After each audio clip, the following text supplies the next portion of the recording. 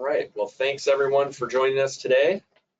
Program is entitled Discipline Innovation from Concept to Market in Medical Technology. We are Chrysalis. I'll introduce my partners here in just a moment. The objective of today's program is to provide an overview of how you, if we have some inventors on the line today, can move a concept about a medical device from idea to market. And some people might be trying to figure out how to pronounce our name. Is it Chrysalis or Chrysalis or Chrysalis? It's Chrysalis. And if you remember from biology class, a chrysalis is it's kind of like a cocoon, but it's a caterpillar goes into its chrysalis and then becomes a butterfly. And so the idea is that we are trying to help inventors in the medical technology space become butterflies. And I remember when I told Brendon, my partner here on to my far right, that idea, he's like, our logo is going to be a butterfly. And so he said, as long as it's a really cool butterfly, I'm game. I think so, prehistoric butterfly. Prehistoric butterfly. But we love the name. So I'm just going to introduce my partners briefly. So I'll go left to right. Ben Tram is on my left. Ben is an electrical engineer by training. He also has a degree in physics. He worked at Medtronic in product development. He now works at Merchant Gould as a partner and is also a partner at Chrysalis. Ben has patented hundreds of medical devices, and I've known Ben for I think 16 years, as long as I've been practicing law, and have referred many clients to him, and he does a fantastic job. He's going to talk today about some of the patent aspects that you need to consider when you are inventing a medical device. To my right is my partner, Darryl Barnes. Darryl is a physician. He's trained at Mayo Clinic, where he was also a leader. He went on to develop products. He has degrees in physics, chemistry, and biology, so not surprising he went on to develop very successful medical devices.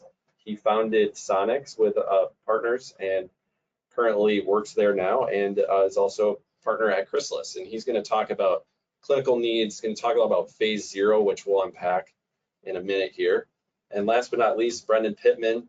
Brendon and I were really the first ones that put Chrysalis together and then quickly called Darryl and Ben up and asked them if they wanted to join us. We were mountain biking at Theo Worth and having a beer at Prey, and Brendon said, let's do it. So took a little time to get this going, but we started earlier this year, and we're really very excited to be here to present to you all today. So I will hand it over. I forgot to mention that Brendon also was my boss at one point. We've met at EB3, which is a local company called, a local company that is now owned by Medtronic. And Brendon also launched drug-eluting stents at Boston Scientific. And thank you, Ben, for reminding me. If you don't know me, Mark Gardner. I practice law really in the regulatory space, focused on FDA regulated companies. Work with a lot of medical device companies local here in Minnesota, the epicenter of MedTech in the world, Medical Alley. We also work with clients around the United States and on several other continents. Before I started practicing law, I was a product manager, as I mentioned with Brendon. I also worked at a startup in the wound care space and at a laboratory. I also teach at Mitchell Hamlin and the University of Minnesota. Again, we're really excited to present to you all today. I'll hand it over to my partner, Darryl. Great. Thanks, Mark. Appreciate it. And welcome, everyone. As Mark said, my name is Darryl Barnes, and I'm the Chief Technology Officer and co-founder at Sonex Health. Sonex Health is a medical device company, ultrasound-guided surgical tools, and education and training platform.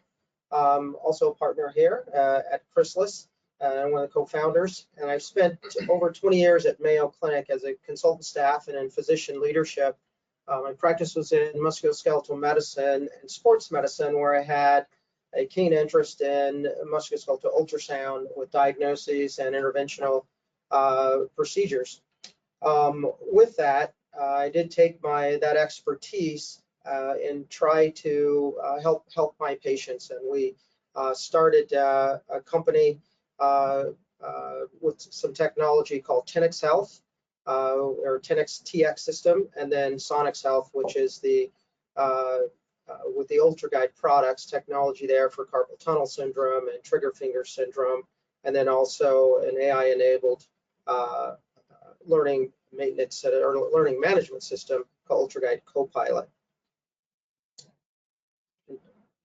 Want to talk a bit more about, we'll talk a little bit more about phase 0 and just what that means, but I'm going to have Brendon come in and talk. I'm just going to ask you. I mean, you talk about human-centered, type of philosophy on development. Can you talk a little bit more about that? Yeah. So the human-centered development, as I think we're going to talk about, and when we get more into the kind of the R&D, but that's really being able to think a bit differently about who you're developing devices for. And I think even before that, we think about just the basics of, where do you start? And it really starts with identifying and articulating specific need, and then creating and selecting the correct solution for that need. And I think even more, what I learned just over the years is being able to assemble all of those steps that are going to get your solution to a patient. And that would be, if we look at IP, which we're going to talk about, clinical, regulatory, quality, reimbursement, market access, sales and marketing, all of those things really matter, and they matter early because you would need to get on the right path.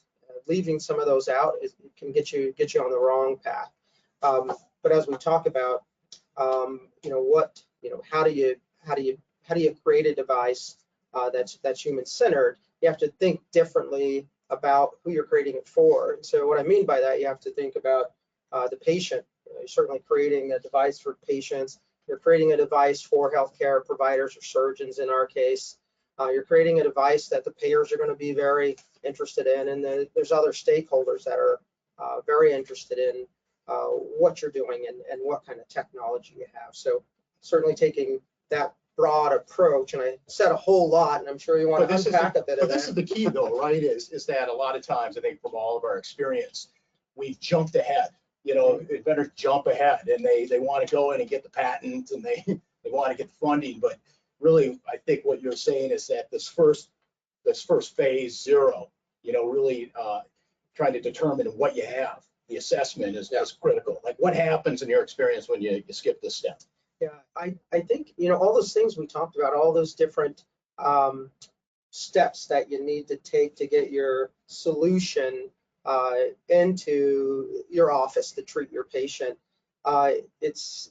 You really can't, or I guess you really have to understand the interplay between all of those steps. So how IP affects regulatory, how regulatory will affect reimbursement.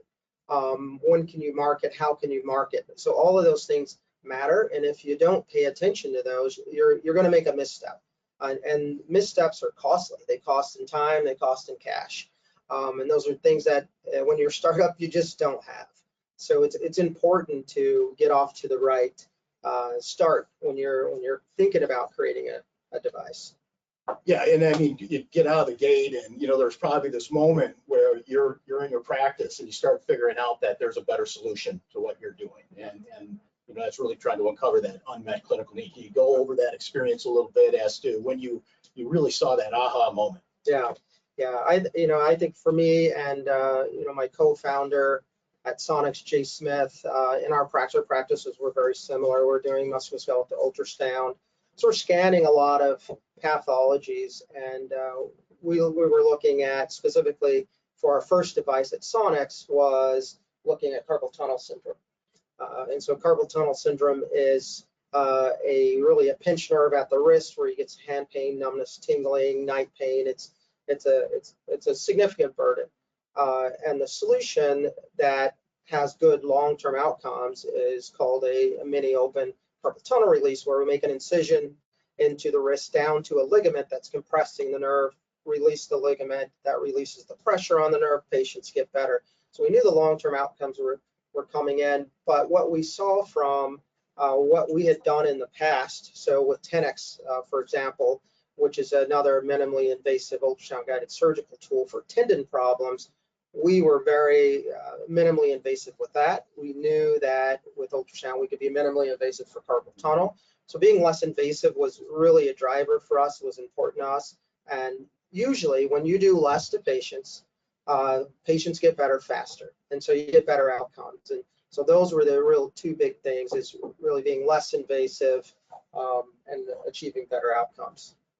Sounds good. And then, I mean, at that point, you think you have something. You have something that, may be worth going the distance, but you got to really look at the market at this point and determine, I mean, is this an issue across for all patients, the whole population, or is it just a little niche market? So how did you go about trying to figure that one out? Yeah, so, in our practice, being at Mayo, I mean, we're seeing our patients are coming from all over the planet. And so it's not just your typical community practice. So we're sensitive to that, but we wanted to prove it to ourselves. Is this a real, a real need? And so we knew in our practice, we were seeing patients that we were scanning and making the diagnosis of carpal tunnel syndrome and trying non-operative means to help the patients. And those just weren't being successful, and knew that they needed surgery. And so we were finding that a lot of our patients we would send off to have surgery just didn't have it. So that one made us scratch our heads. Is this as common as we think? So we proved it to ourselves, looked at some numbers.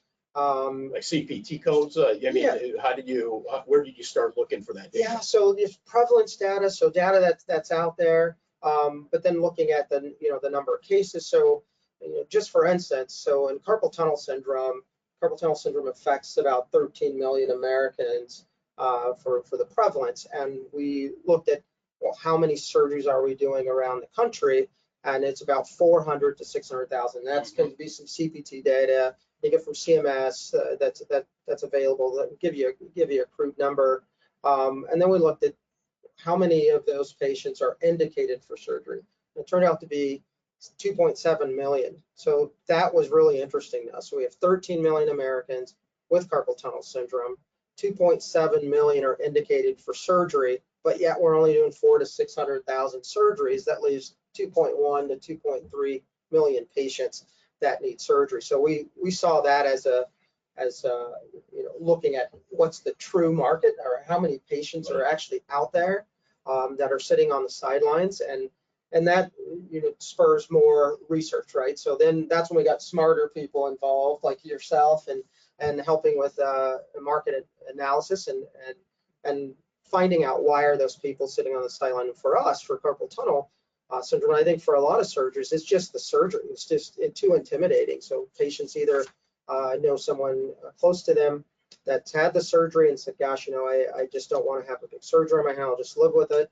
But the other, about a third of them felt that way, and another third felt that they just couldn't afford the time off work. It's about 6 to 8 weeks with carpal tunnel release before you get back to work, and those were the two big ones. The other is the financial part of that they it was a big financial burden for the patient. They couldn't do it, so that's why they were sitting on the sideline. But that was important for us to understand before we moved forward with, this is right, that we need to develop a solution for this. And did you look at competitive activity at that time, or did you push that off? Was that not your biggest concern? At what point did you start to think about, because we got the TAM, SAM, SUM thing, so under that serviceable obtainable market, did you start to think about who's out there and how big of a competitive barriers there could be? Yeah, I mean, it was important to us, and for us, I mean, this is what we do, right? This is our job. So we knew the competitors,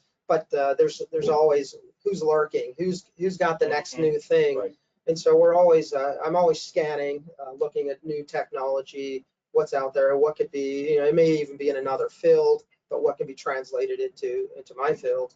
So that it was important. It wasn't as important. So you've only got a certain amount of time in the day while you're practicing full time, like I was. But we were looking at to say who's our competitors. So as we saw it, our competitors were, we look at how many surgeries are being done and how are they being done. So there's different ways to do carpal tunnel release. The most common, 80% or so, is done with the open technique. Right. And then about 20% are done with with a scope, so endoscopic carpal tunnel release. But that's those are typical, traditional carpal tunnel release can be done by, most orthopedic surgeons will do that. Endoscopic carpal tunnel release, really specified hand surgeons are doing that, so it's just not as accessible to that. But understanding that was very important to us, and then seeing who else is out there that thinking like us. There's not a lot that's new under the sun, so someone's always kind of thinking what you're thinking. Sure, but who's executing on it is the key. So and then really, so you basically got an unmet need. You figured out you're looking at the market. There's a market, and so you felt that confidence of taking the next step forward. And with that, you got to start putting the solution together. Yeah. So, and I asked you a little bit earlier about human-centered design, and we talked about phase 0, and maybe you could talk a little bit more about putting that solution together and how this approach in phase 0 really kind of helps that process out. Yeah, for me, I'm a very hands-on guy, and I love my garage. So that's where it all started for us. Good garage story. It started in the garage, truly. The first prototype that I had with Jay Smith, and Jay was my neighbor next door, so my garage was a playground for us. But the first prototype was a big pin, the tip of an air floss device. We had a meniscotome blade and a couple Boston Scientific balloons that we had commandeered from somewhere, someone's lab. Put it together, but we wanted to prove to ourselves: is this concept? Is it actually going to be something we can deliver a therapy with? So we did that, and we looked at it under ultrasound. We said, gosh, can we make a very small incision? It's all about being minimally invasive. Can we get this device in that incision to the area that we need to be in safely? And then can we deploy a blade? And then can we use our internal retractors, which are balloons that push the nerve and the artery out of the way? Once we proved that, we said, yeah, this is the concept. But then very quickly after that, you got, again, get smarter people involved. Well, I was wondering that's the thing is, like, you guys probably are building what you can through your technical knowledge, but at that point, where do you bring an engineer in to really help you out?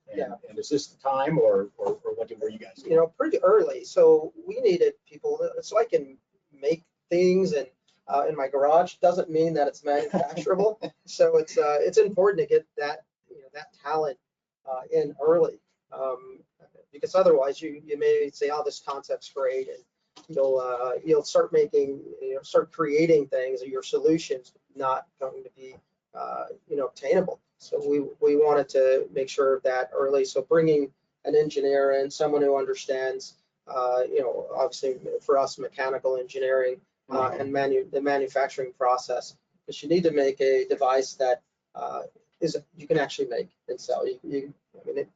I've had crazy ideas, and you ask an engineer, and they'll say, oh yeah, that's a $10,000 device, and I think, well, yeah, we're not making that device. So. Fantastic. And if you go to the next slide, that'd be great. So, at this stage, you're really asking yourself, okay, you got a product now, or you got something, maybe still it's a little early on, maybe it's just a 3D printed prototype, but you got to start asking yourself, is it patent time? Is it time to call Ben and ask him, how serious do we need to get? Did I miss my mark? Should I have been talking to other people about this, or what? So Ben, like, what, from your perspective, what should at this stage, what should you and Darryl have been talking about? The first thing that we're going to do is really one of the most important things right from the outset is to make sure that you're keeping confidentiality of your idea. So you've got this great idea, and the one thing doctors are not good at is keeping things secret. They like to share their ideas with others. And so when I first meet with a doctor who's got a good idea, we immediately explore, how much have you talked about this to others? And I really want to hear that you haven't told anybody about it. And so you got to start there. If you start talking with others, there's a risk you might completely give up some of your patent rights or your intellectual property rights. So you gotta talk to a patent attorney before you do that and make sure you get a plan. So that's the first thing. The second thing is to start to parse out what this idea really is. It's a little bit different than what you were talking about previously about unmet need and is there a market and things like that. Here you're really asking, what is the first And so you've talked about various aspects of your Sonex technology. You had this ultrasound guidance, which might be a process for guiding something using ultrasound. It might be the machine that does the ultrasound scanning. It might be the device that you talked about. You said that your device had various characteristics. It had to be small, it had a cutting element, it had a balloon, it had internal retractable features. And so are all of those required? Are some of those required? You have to start thinking about this and parsing it out. And then you're going to ask, am I really the first person, or is the inventor the first person to have done this? And so this is where we might do some patentability searching. We're going to do some searching around the world and look at publications and see what others have done before. How about competitively? I mean, is this where you need somebody has to start talking again, going back to the competition and telling you and saying, can you look at, this company or this product? Absolutely, or is it too early yeah. for that? And Darryl was talking about how they were already in this industry, so they really knew who the competitors were. And so that really streamlines this process a lot. If you already are in this industry and you've been in it for 20, 30 years, you probably have a pretty good sense of who those competitors are. And so from the intellectual property perspective, we're going to do a landscape analysis, and we're going to look at what the portfolios are of those companies, what patents they have. Many people come to us, they'll say, oh my gosh, I found this patent and I'm really scared that this is going to kill my company. And, we look at it in 10 minutes and it's not a problem at all, right? So there's a lot of times there's ways to work around patents, or the patents may have expired, or what have you. And so once you've identified what it is that you want to protect, then we're going to think about, well, how do we protect that? And so then you're going to look at what tools we've got available. You've got design patents, which can protect the shape of something. You basically have drawings of it and what it looks like. There's utility patents that protect how it works. It's the function of the invention and maybe the combination of the features that you've got. We're going to think about things like whether to use a provisional patent or a regular patent. We're going to think about things like international patent protection and US patent protection, and develop a strategy around all of that.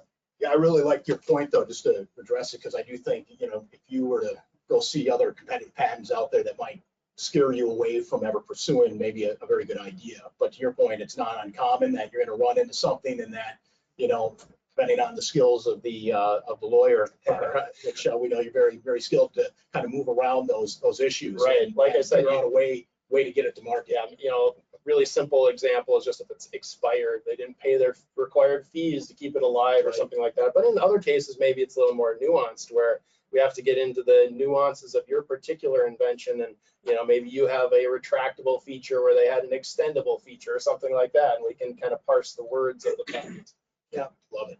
We had, that's interesting, because I think what happens, and I've been in those cases a lot, where we come in and we talk to you and we say, gosh, here's this patent, we think it's close, and sometimes it is. Sure. And so we have to then think, and that's really kind of what drives me. What I think it drives innovation is seeing the way you thought to use it, and then seeing that someone else has thought that too will drive me to create something maybe even that's different than that. Absolutely. Because you may discover that, well, the reason you didn't see that on the market is because it's not going to work because of whatever. It's not manufacturable or whatever. So you may actually come up with a better solution by looking at what others have tried before. Yeah, absolutely. Yeah, absolutely. And just to keep that discussion going, I mean, because it's really between you two guys at this point in time that you got your first patent, if you will, and then there's this time period. I mean, do you get 1 year with that first patent, and what are you doing in that first year before you really got to get serious about other patents? It's really good to think of patents not as like a one and done where yep, I checked the box, I got my patent. Instead, you should think of it as a process. It's a process of working collaboratively between the inventor and the patent attorney to make sure every step of the way you're protecting what you've come up with. And so, like you said, Brendon, you might do first a provisional application, and you might have a 1 year period before you have to convert that into your non-provisional or file your PCT application or whatever you're going to do. And all through that 1 year process, you want to make sure to be keeping the patent attorney aware of any updates, of any, just like we were just talking about, any of the improvements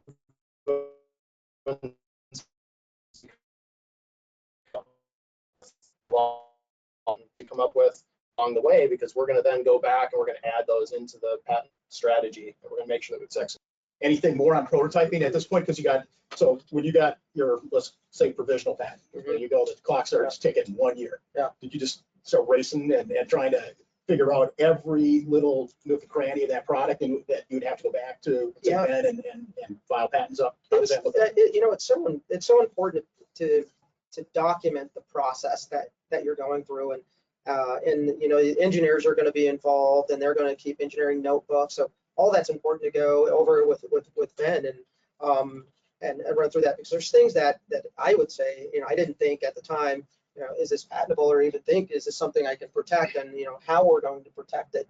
Is it a process that we came up with to create something, and it may be, Ben says, maybe the patent's not the best way to do that, to protect your intellectual property. Maybe it's a trade secret or something else. So it's important to understand that, and understand what you don't know. So I'm not an IP attorney, and I know that. So there's a gap. So I find someone who is, and find them very early.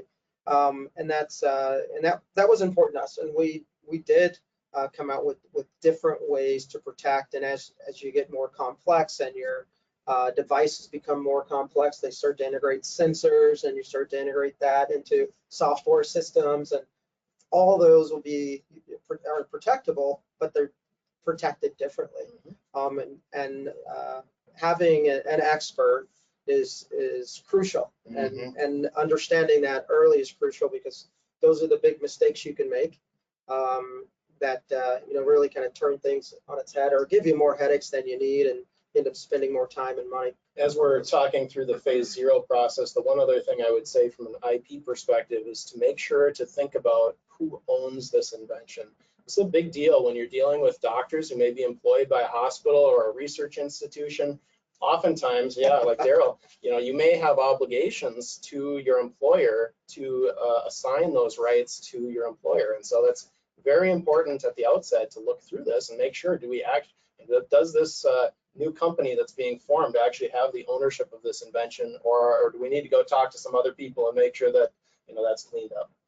Yeah, and do you continue working throughout the entire, even when you move into the product development process? Are you still continuing to look at IP and different corners, or for sure, and once it's an ongoing process. Yeah, and even after you've finished your preparation of the applications and you've got it in the hands of the patent office, there's still going to be a negotiation process, and through that process you're often tweaking what you really think the invention is. And so it's critical that I remain in contact with Darryl or the business team to make sure that the changes that I'm tweaking in the claims still match the actual commercial product, as that's also changing and morphing over time, right? So absolutely, it continues to be a process all along the way.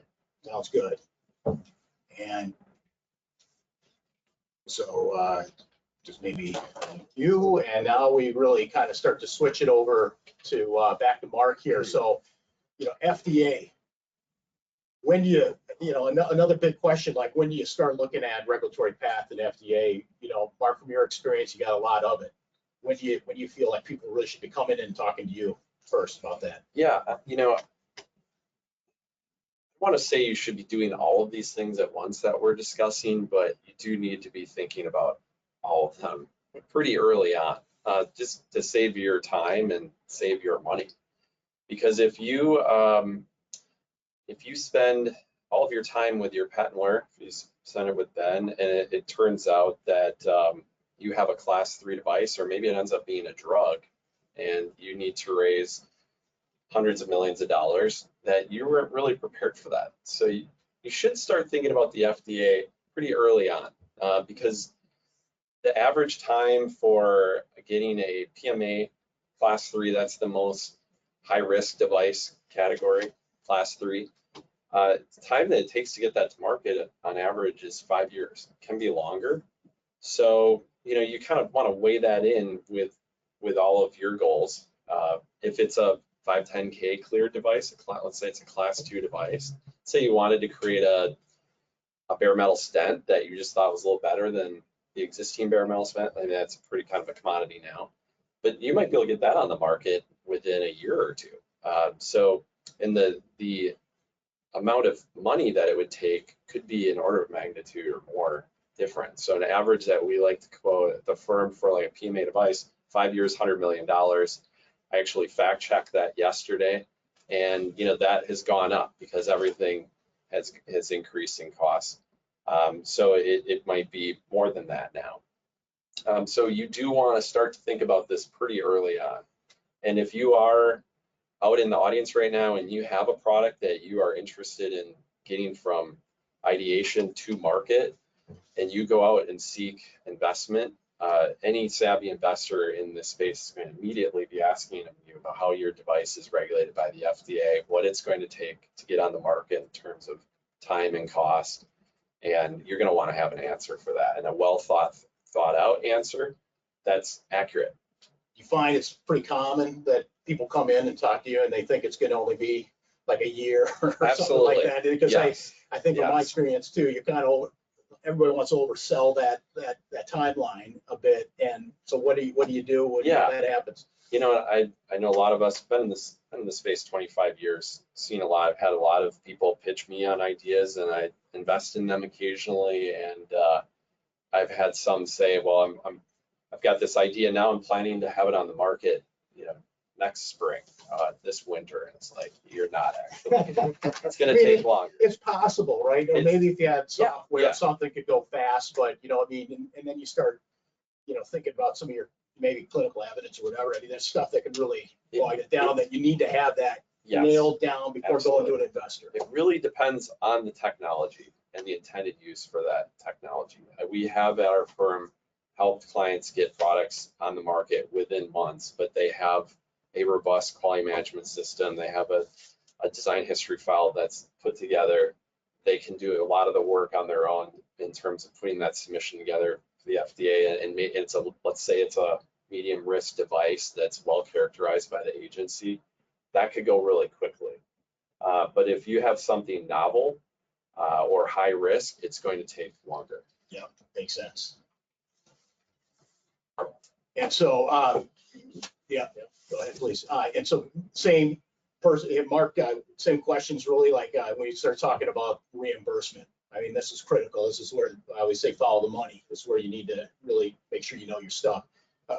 Same question, when should you start to look at reimbursement? Same time as FDA, because the regulatory indication that you're seeking, the approval for your product it's going to closely match the reimbursement landscape in terms of coding, if it already exists or not. So like if you were, just to continue with this idea of a stent, if you were developing a stent, there's coding, coverage, and payment that exists for bare metal stents in the United States. It's a pretty well-worn path.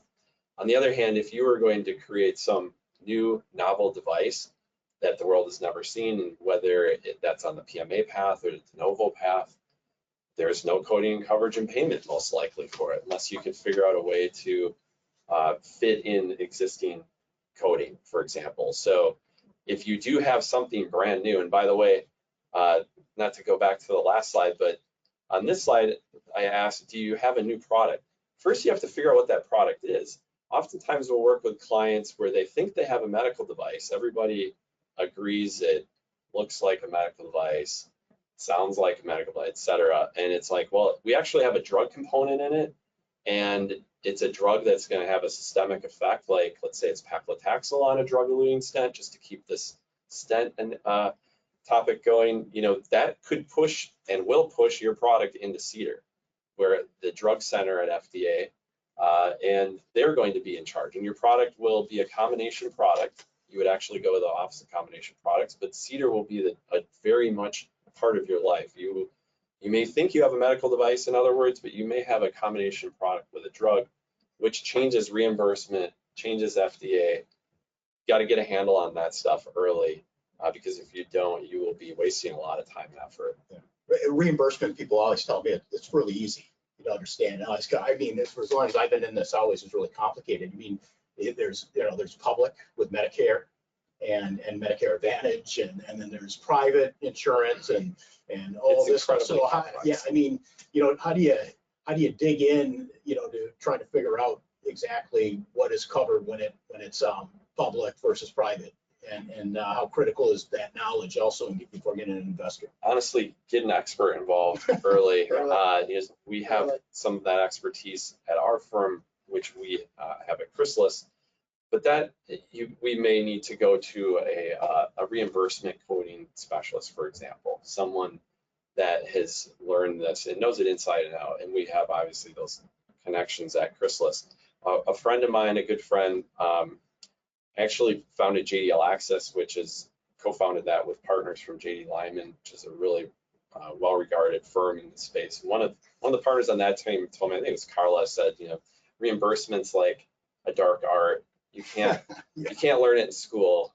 You have to learn it on the job, and even then, it's incredibly complex. I'm trying to remember who I attached that quote to, but I think it's accurate. So get an expert involved early in that. I think the takeaway is if you're an inventor with an idea, you do not have to figure out reimbursement necessarily. You're not going to figure it all out right away, but at least know enough to be dangerous. So if you're in front of an investor, potential investor, that you can speak intelligently on the topic. I've had people pitch me, and when I've gone to ask them how is this going to be reimbursed, it's crickets, or we're going to look into that. That's a no-go. We need to have some kind of line of sight on that, and you can figure out quite a bit. That's part of what we do at Chrysalis. We can help you with that process. And again, if it gets incredibly complex down the road, which probably will, we're gonna have to pull in some more help. Yeah, and that's a good point on just kind of, we kind of address this almost like it feels like a linear process, but all these things I think you mentioned before are all kind of coming at you at the same time. Yeah, It came at you at the same time. You're trying to pull things apart and really kind of figure out what's critical first. And I think that's really Chrysalis is we got all the expertise to kind of help you to get at least a first answer. Maybe not the deepest dive, but at least that assessment, which you can understand. Yes. Are you dealing with? Do you have reimbursement? Do you have a predicate? What is that going to look like? All right. What is what's the clinical evidence strategy, which we're going to get into right now, and just have enough to really talk about to an investor. You want to know enough to be dangerous, and have a slide in your pitch deck which describes your IP plan, your FDA plan, your CMS plan, your clinical need, the market. You need these things, or no one's going to talk to you. That's right. Right. And so, I'll say one other. Address the risk. You got to address the risk, and that's really our goal, is to help you de-risk your idea, and hopefully not scare you so much that you do not want to pursue bringing a medical device to market. But it is a very challenging path. Yeah. And with reimbursement, especially, just to go back to that for a moment, if you do have a completely new technology and you need to, you probably have to lobby society that is involved in that technology and convince them that it works and that it should be paid for. In order to do that, you're going to have to develop a ton of clinical data, which I think I'm leading into the next You're doing a great slide. job of leading that in, because for all those who are listening, we really have this last topic really, and that is clinical evidence. And so I'm going to hand this back to Darryl and really ask you, how do you determine what evidence is needed? Like, how did you start to think that through, and what did you come to the conclusion for your product? Yeah, so with Sonex, we knew what the definitive treatment was. So this wasn't a new way to treat carpal tunnel syndrome. It was a way to deliver the known therapy that works, that has great outcomes, that's documented. But how to do that less invasive. And so we wanted to prove to ourselves, one, are we delivering that definitive treatment, or were we cutting the transverse carpal ligament? So one, that was just us getting in a lab and doing a cadaveric study. Did we do it? So we put our device in, forgot our prototypes, put our device in, activated. We had one of our colleagues, an anatomist and a hand surgeon, independently look at those cadavers and tell us, yes, you did, or no, you didn't. And thank goodness we were doing exactly what we thought.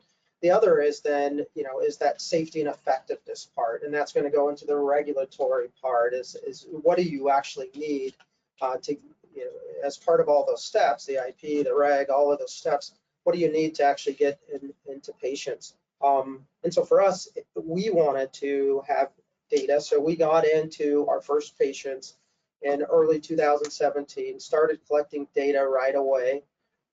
through a registry. So we were not doing the typical traditional, let's follow them up at 2 weeks, 3 months, 6 months, a year. We were doing questionnaires, and then looking at the patient-reported outcomes at day 1 through 7, because we knew that we wanted to document that patients were getting better faster, and we wanted them to get better faster in 2 weeks. So we didn't want to ask them at 2 weeks. So we started asking them within the days, and and looking at the data now after 16 peer-reviewed publications, patients are getting back to work in 2 to 5 days, versus 6 to 8 weeks was traditional. So it's important to understand what it is what benefit do you want to deliver, and then how are you going to measure it? And then when you measure it, you document it, and that's the publication, right? And so it's important to understand in your clinical strategy, how are you going to go about proving that you're doing what you're doing? How are you going to prove that to a regulatory body that you're doing what you're doing, that you're safe and effective? And some of that's going to be, talking to guys like Mark, saying, what path am I on? Understanding that path. That's what Mark says. You need to know that early, because some paths are going to require, who knows, maybe it requires a randomized controlled clinical trial. Maybe it doesn't.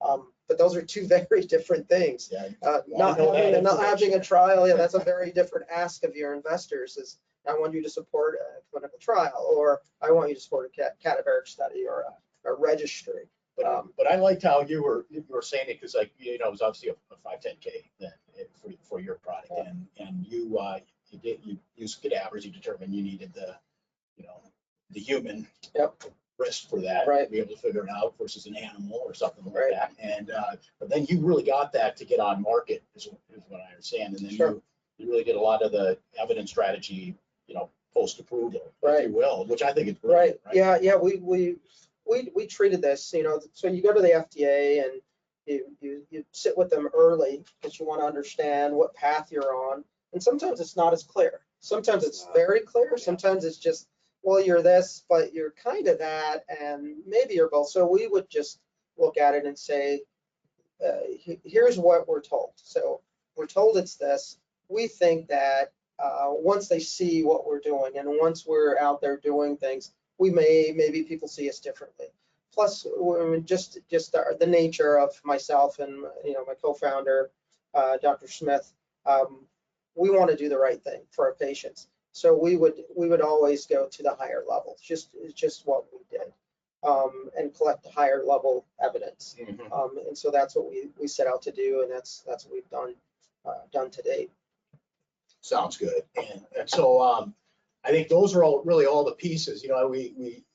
It's now kind of bringing them all together as we talk about investors, because I think when you do all the you Google what's the most important thing, or what's everybody looking to do, as a startup or an entrepreneur, is I want money. And so this isn't really about just giving you answers for the sake of it. It's really all the packages together and put it into some sort of presentation, pitch deck, and so that we've talked about many times, how you impress an investor to get that money. So Darryl, maybe you can share a little bit of your experience, of how all these pieces came together for you, and what you did with that. Yeah, so it was important to us personally to just understand the path. And it's one thing kind of understanding the pieces, all the things we've been talking about, and putting those together to tell the story. When you're talking to an investor, they've been there, done that. They've seen what's needed, and they've made those investments before, so they're going to scrutinize those. So I think it's very important to make sure that you understand the interplay of the things we talked about, how IP interplays with reg with reimbursement, market access, R&D, all of those things, because investors are looking for you to de-risk what you're trying to get them to invest in. And if there's going to be questions, but it just needs to be one of those things that you can answer intelligently, like Mark is pointing out, to be able to answer those questions intelligently. But they need to be there, and missing pieces of the puzzle is likely going to get you, we're not interested. And the reason that you might find out why they're not interested, they might tell you, or they just may not respond. But it's going to be because of a piece is missing. They're going to, they're going to sit with you because they're obviously interested in the space, right? You're going to say, we have ultrasound guided surgical tool that treats carpal tunnel. They're going to say, oh, that sounds interesting. But then they're going to look for you to say, okay, IP, here's how we're managing our IP strategy. The regulatory path, they may not have an appetite for some new laser sensing, whatever, class 3 device, but they might be interested in a class 2 device. So being able to tell that story of what you're actually doing, what need, articulating the need, articulating your solution that's going to fill that need, but then how do you get there? How do you take your idea on the back of a napkin into the patient? How do you do that? And it's going to be all these pieces we've just gone over. That's a secret sauce. Yeah, that's the basically secret sauce. Bringing it all together to have that comprehensive package. Yeah, and really understanding the interrelationships. I don't think it can be overstated how important it is, because they truly are interrelated.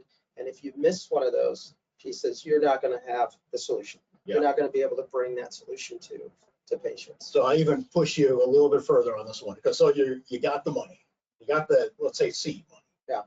And what was your first thought after that? Like, what's because it really, what we've talked about is really addressed a lot of what we call our phase 0, getting you to the investor, getting the money, and then we really start to do a more comprehensive look at these other elements in phase 1. Right. And so, can you talk? Yeah, we don't have too much time left, but talk briefly about how you kind of use that money to move forward.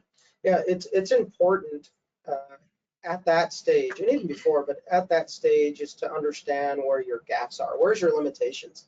I mean, we knew that our expertise was clinical. We knew the natural history of the disease. We knew the treatment. How do you deliver that treatment?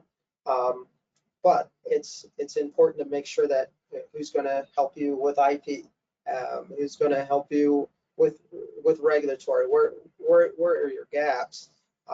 And making sure that you're developing processes that you can put really good people in those processes. Right. Because you really need to have people in the process, and you need to have the knowledge and desire. They need to have the knowledge of what you're going to ask them that fills your gap, but they also have the desire to help you. So are they bought in? So it is critical. And I'm stating this from my own experience. I think that you really want to have those conversations. So that's why it's so important to understand these interrelationships, but have the conversations to make sure that who you're speaking with has your interest at heart and is going to give you information because they're doing their homework too, or they've had that experience.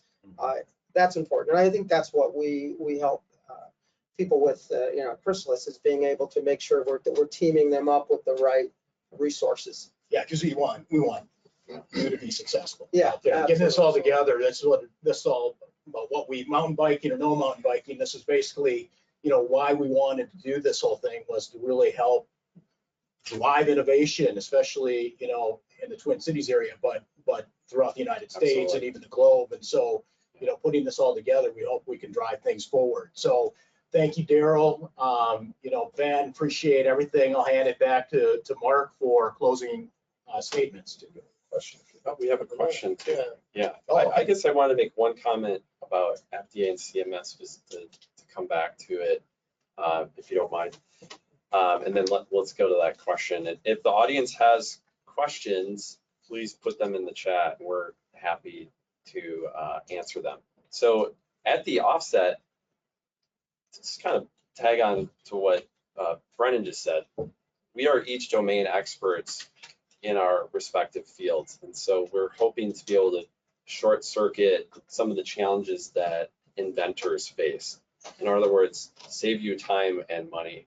But yeah, from my perspective, just try and figure out how your device will be regulated from a basic standpoint, because again, it could be a drug or a device or a combination thereof. We recently had a client not too long ago thought they had a medical device. It was coated with drug and ended up being regulated under what's called an NDA by the FDA, and the fees associated with that just from the FDA alone are so much higher than a medical device. Whereas again, like Brendon, when you were product manager on the drug-eluting stents, yeah, that, if I recall right, the FDA, this Center for Drug Evaluation and Research, CDER, was involved in that, but it was still regulated as a medical device. But you're ultimately your research, as we just talked about, for that product will go way up because the FDA is going to need some assurances that the drug Paxil is not going to hurt people, and they're going to want follow-up, as most physicians know, quite expert in reviewing data. But you're going to actually have to create those data, and so you're going to need to develop a trial and get the money to do that. So there's a lot to this process. But yeah, Charlie, did we have a question? Yeah. Okay. Ben's going to read it for us. I actually am going to ask you guys to answer the question first, and then I can maybe chime in if I have some further thoughts. But it has to do with patents, so get ready. This is pop quiz. It says, I realize it's hard to give a simple answer, but how critical do you think obtaining a patent is, especially now that software plays such a big role in clinical data that could be unique to you is actually shaping the technology? So how important is a patent to doing it? Would you go out and do it? I think I think it's a great question, first of all, because I think if there is, we talked a little bit about this, is a patent the only way to protect your intellectual property? And I think they mentioned software, and that's not a great way, at least my understanding, Ben, you can tell me, not a great way to protect or using patents to protect your software. I think there's going to be know-how, and I think it's important to understand how you would protect that. I think if you have a device that is clearly, maybe it's mechanical, and you could look at how this device works, but there's not a patent on it. If you're first to market or you have some ability to create this device in a more economic way, maybe that's your leverage and advantage. And so I think it really depends on the specific technology. There needs to be some way to differentiate you from someone else, because you can be the first mover and get into the market, really establish the beachhead and all the things you need to do. But we know that the guy that comes in behind you that can do it a little faster is going to be, historically, is the winner. They don't really have to go through all the processes that we've just talked about as diligently, right? Once you've figured it out, they can just kind of jump in and do it too if you don't have happens over and over, right? You always hear about that. So I think it's an important question, but I think it really depends on the technology. So if it's software, perhaps you're not going to use patents as your intellectual property protection method. You may choose to use trade secrets or something else. Well, as the chair of our electrical and software practice group, I would beg to differ with that about software. You absolutely can get a patent on software. And if you ask a patent attorney, should I get a patent? I think they're usually going to say yes. So, right, a little biased, right? But absolutely, you should think about the strategy, and definitely you don't have to get a patent. In fact, some cases maybe you can't get a patent, right? It might not be the first. I mean, it's really a high bar. You really have to be the first one in the entire world to have published something. If someone else thought about it in China or some remote country and they published it, you may not be able to get a patent on it, and that's just the reality of it. And so, but there's a lot of different solutions you can use. You can use patents and trade secrets and copyrights. That's with software. A lot of times there's copyright protection available. And the other thing is you can just outsell them, right? Just create a great business and just do it faster than anybody else, and that is an option. So you got to develop the strategy and see if patents is the best part of that. Looks like we have another question. Should I go to that? Yeah, let's do it. 6 minutes. How is the fundraising situation for early stage medtech startups what's been working, any fundraising resource suggestions and for early stage startups? Yeah, so I mean, I can certainly answer that while you guys think more about it and get from our experience. So for us, it was we did a seed round. So early on, it was kind of the friends and family, and as we're putting the story together. Is that pre-seed or seed? I just sometimes people. Yeah. Is that the same thing? When we're looking at. We call it a seed round, and so I'm sure there's some other seed, some other name, but Angel investors. Angel investor, and that's exactly what it was. So angels, friends, and family early on, and that was to prove concepts out, prototyping, start the IP process, get RAG involved, all of these things. Building out the company. So on our seed, we actually created the device that designed verification validation and launched the product. So got in first in man on our seed round, and then proved that out by so 2014 we founded the company, raised about $5 million over that first several years, and then as I said, created the device, got first in man in 2017. By 2018 we had about 3,000 patients collecting data, saw the data was good, and then decided to raise the Series A for commercialization when we knew we were there with the right product.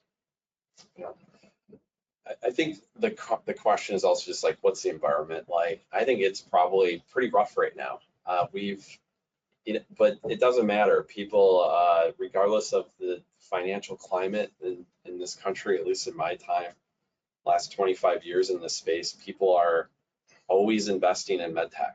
And despite all the barriers we talked about and challenges today, you can't really keep this industry down. I think that you're just going to continue to see money put into it. I think there's it's kind of a romance of an idea. I'm sure you're very proud, Darryl, of what you've done to help people. I know my dad was treated with the technology you created, and it really improved the quality of his life. And like, I remember him telling me about it, and he said, I'll be back on my feet basically in a couple days, and I don't have to do this open procedure that will take me out for 2 months. And he's a huge golfer. So I think the climate's rough, but there's still people that are investing. I know a lot of our clients are getting funded. You hear about them every week. You hear it in the press. You see deals happening. It's been slower lately, than I think people would like, but it's a great space to be in. I guess the tips are: know your stuff backwards and forwards. Have answers to all the things that we've talked about. We help companies with pitch decks, so if you need that kind of assistance, we can help you. But you need to have a plan that is thought through, and you need to know your stuff, because I've had people present to me, they don't know FDA, they don't know reimbursement, they're not sure how they're going to differentiate their product compared to others. It's just, you only get it's like the old adage, get one chance to make a first impression. You have to crush it, and good luck. It's hard. Yeah, I mean, we've talked about this actually all the time. And do you think there's a difference, between a couple of years ago and now? I mean, it seems like maybe when rates were a little bit lower, there was more money. I think it is very different now than a couple of years ago. Yeah, and it's tightened up, but as you were saying, there's still money out there for good ideas, and this is where I think why you need this process all the more is, if you're going to go out in front of somebody, you better have your stuff together. Yeah. But that money is available though. Good ideas are going to get funded. Bottom line. Yeah. So be prepared.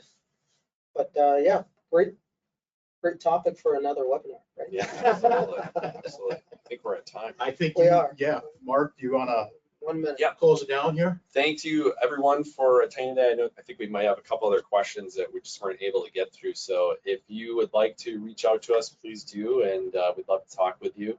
Again, thanks for everyone for your time, and thank you all guys for co-presenting with me Thank you. today. Thanks, Charlie. He's Thank you, off Charlie. camera here, helping to produce And this. we will follow up with everyone with these slides. This was recorded today, so you will have it. And feel free to share it. Show it to us. Yeah. All right. Thank you. Thank you, guys.